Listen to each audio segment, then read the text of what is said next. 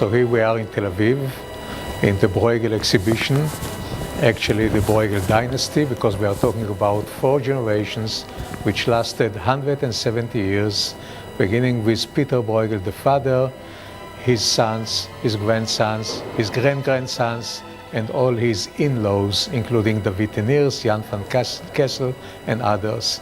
With me you can see Mr. Joseph Gutman from New York, who helped so much tremendously in organizing the show and bringing all those paintings from all around the world.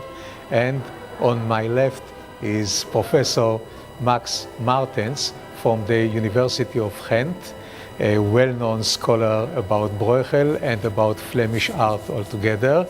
And on his left is Dr. Jan de Mare, who is a very distinguished brain scholar and art history scholar, and also the chairman of the Dealers of Antiques and Art in Belgium. And to the extreme left is Dr. Sergio Gaddi, who is my co-curator. We did the show together in Tel Aviv and also in Como. So I suggest that we will enter the show now and we will see it from the inside.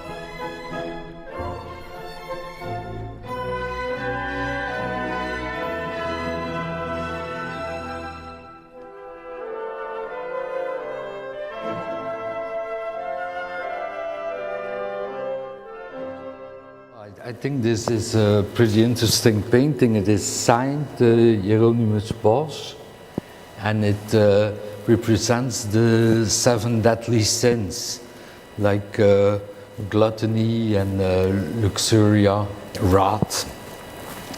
It has a crucifixion on top with an angel showing the divine light, and then here perhaps the death of Judas, and then on the bottom we find the hell. Hell, yes, indeed. I mean, all those sins which we shouldn't do. Yes, right, exactly. Because and if we do those sins, we are going to end up here. Indeed, indeed. We are going to meet, you and I. That's possible, yes. What I also find very intriguing is that it contains some criticism towards religious orders, because this is clearly a Dominican monk, yeah, and this is a Franciscan. So both of these religious orders are Christian is dominated by Christian orders. Yes, and they are represented as personifications of the deadly sins. So it means that Bosch criticized some of the abuses of the church at his time. Mm-hmm. So you think that Hieronymus Bosch was a believer? He was a critical person, but not too critical, because that was very dangerous at that time. Okay, we will move to other pictures. Thank you very much. There is one more point, and that is the 7 deadly sins are corresponding, I think, with the 7 deeds of mercy of the good Christian over there. Yeah. Because this is exactly the opposite. Yes, so right. It's worthwhile talking about it. Yeah. This painting here by Peter Breughel the Younger shows the exact opposite of the deadly 7 sins. It's a very important issue in Catholic belief, the 7 deeds of mercy. You see, very important is giving drinks to the thirsty, or feeding the hungry, releasing or visiting prisoners, and giving clothes to the naked. This also, I think, this is also a prison. It's very interesting to see. You see, his legs are in. Ah, yes, right. Yeah, you know, the prisons at that time were not so comfortable than today. That's true, but what remains the same as, you know, Flemings are always thirsty. And you see how much importance is Yeah, given here yeah. to that scene. What do you think about the dates? Yes, well, Which is very interesting.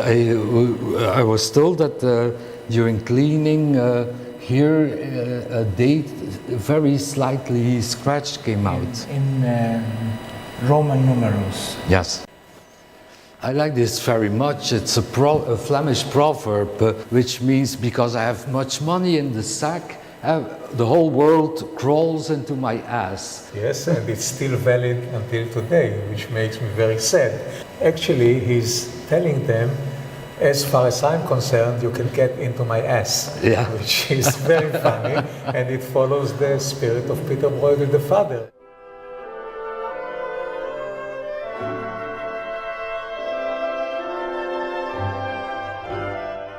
This piece is very funny and very smart at the same time, because the name is the bird trap, but it takes you some time to see the bird trap, which is here. Actually, it's a door, and there is a wire connected to it, and they put some food for the birds underneath, and when there are enough birds, somebody will pull the door, and they will be smashed, and there will be a typical Flemish hamburger of the 16th century. But actually, with the Breughels, it's always an allegory for something bigger than that.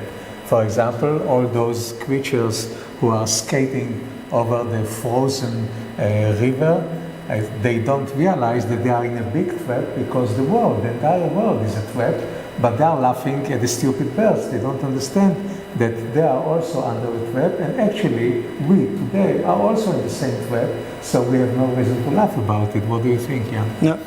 Well, you see the little girl here, she is as fragile as the bird, Yes. and the trap is next to it. And people don't look, and they're not careful. Huh? And it's a kind of allegory of care, huh? And of the providence and the awareness you have to have of danger. But it's also a beautiful painting in a very good condition. That allows us to make the comparison with the original of Peter Breughel the Elder in the Del Porte collection in the Museum of Brussels, painting to which Jan Breughel the Elder added the figures.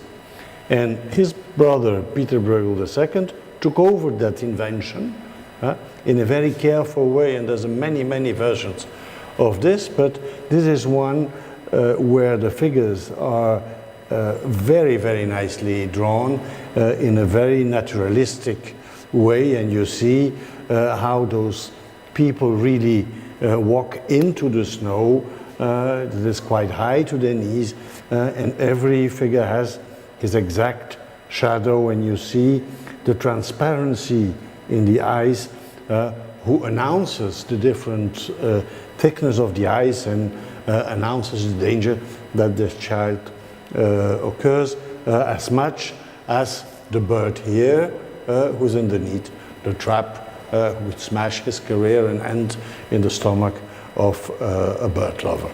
So that means that there is another moral or message behind this painting: never trust your eyes. It's always important not to stop with the obvious aspects of life, to go deeper and to go through a more spiritual life and to be aware that God starts and ends that life.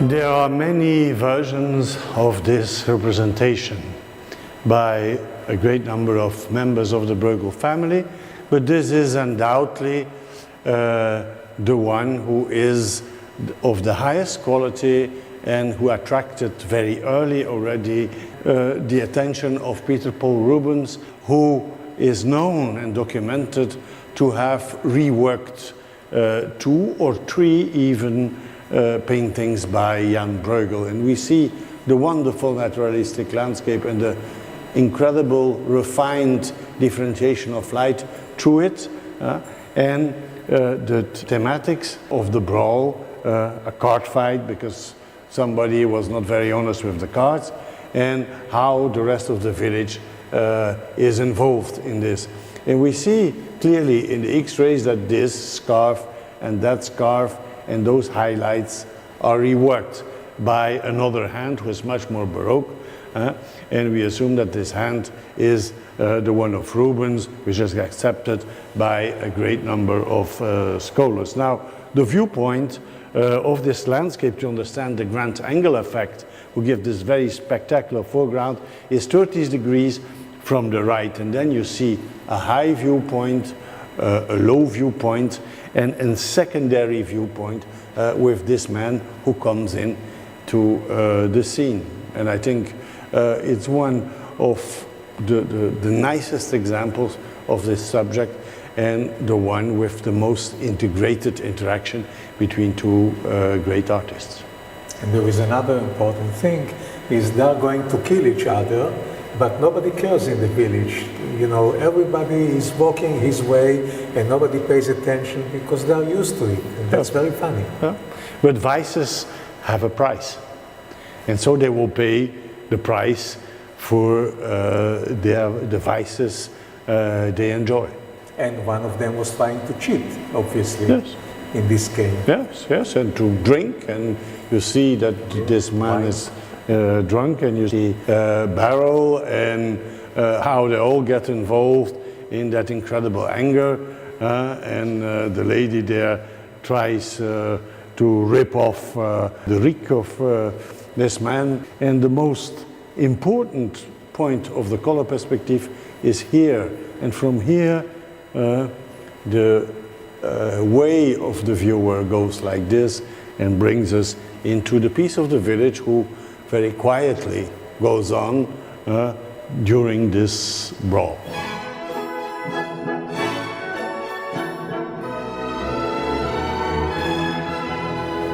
Now we are going to see two paintings, two allegories by Jan Breughel the Younger.